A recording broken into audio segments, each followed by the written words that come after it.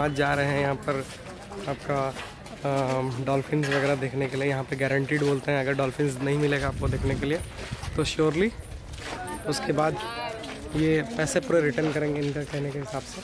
तो हम यहाँ पर आए हैं देखने के लिए डॉल्फिन्स। ये हम सातोपड़ा बोल की जगह है उड़ीसा में, जो कि बेसिकली चिलिका लेक के एरिया में है। एंड आप देख सकते हैं मेरे पीछे, वेरी ब्यूटीफुल प्लेस। ओके, देख सकते हैं।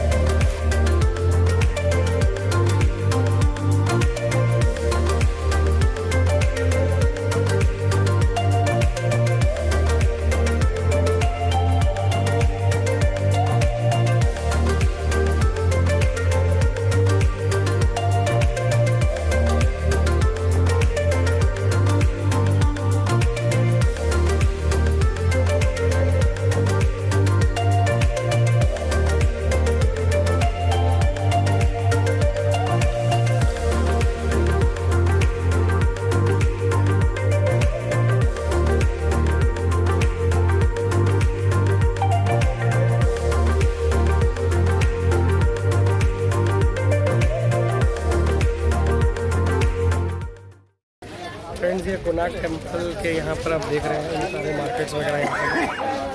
ये बहुत ही जाना माना यहाँ का टेम्पल है।